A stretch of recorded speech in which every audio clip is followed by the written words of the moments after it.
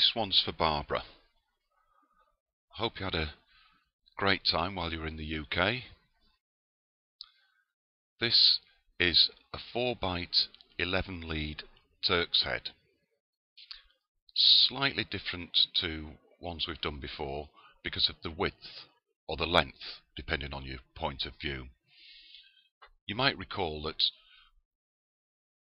we number the bytes at the top and the bottom.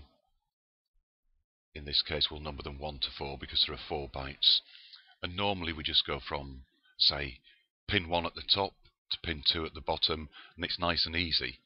But because of the length of this, the cord has to go around the tube at least once before it gets to the pin at the bottom, and you'll often see in instructions pass pin 1 once.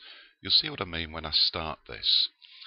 It's important that you have the gap between the top and the bottom big enough so that you can actually see what you're doing. If you get them too close together, everything will become squashed as you're working. If you develop an interest or even a passion for Turk's Heads, I recommend that you have a look at the site of Don Burrus in America. Don has produced some groundbreaking books on Turk's Heads and globe knots. Fantastic stuff. I'll put the link here. I've got my tube here and I've got 4 pins at the top, 4 at the bottom, and I've numbered them 1 to 4. I've also got an extra pin to hold the piece of cord that I'm not using at the moment. You'll see in a moment. See there, pins numbered 1, 2, 3 and 4.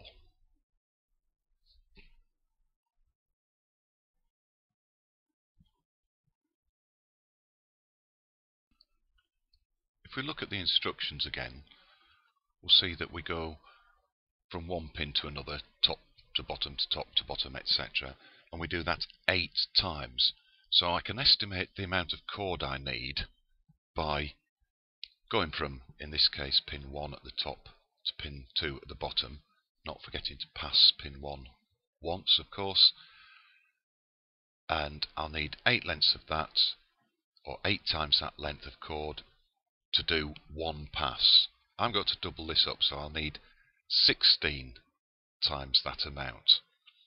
Of course, when I tighten it up at the end, there will be a bit left over, but really can't do much about that.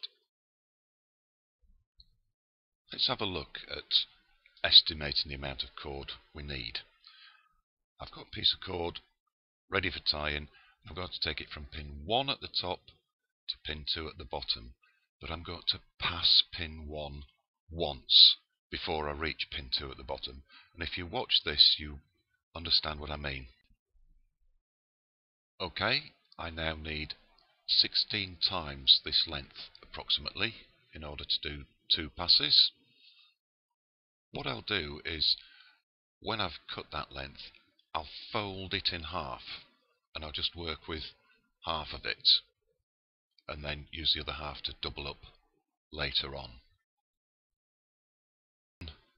That's round about the halfway point, so that I can keep the piece I'm not working with out of the way. And let's start. If I take a look at my instructions, make sure that you've got the written instructions in front of you when you tie in this. See where I need to go.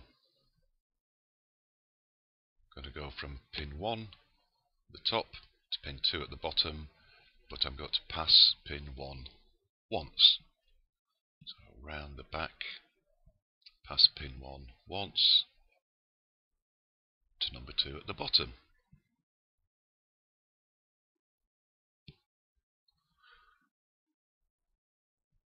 From pin 2 at the bottom, I'm going to go to pin 4 at the top.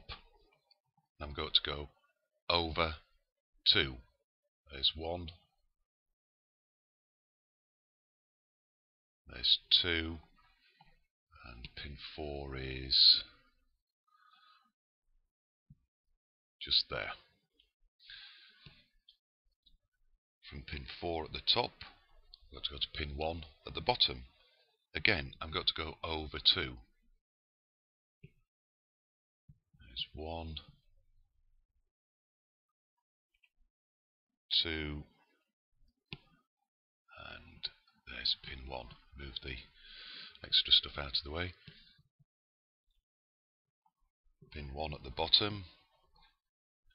Start a bit more work coming up now. Need to go under 1.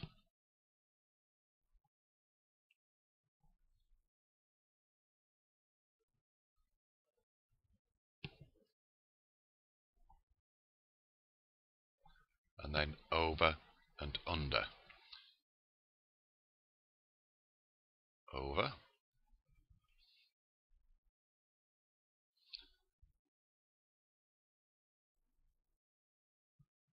And under.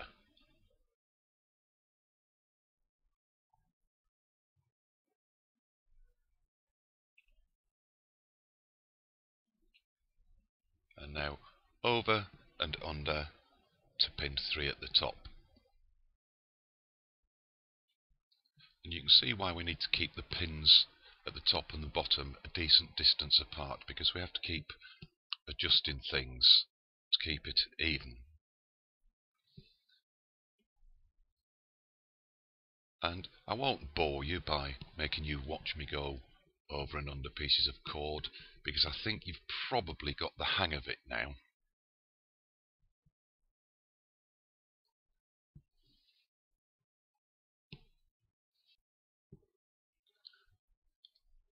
When you've followed the cord all the way around back to pin 1 at the top, you can then take the extra cord and start doubling, or even trebling if you want, and you finish up with a 4 bight 11 lead Turk's Head.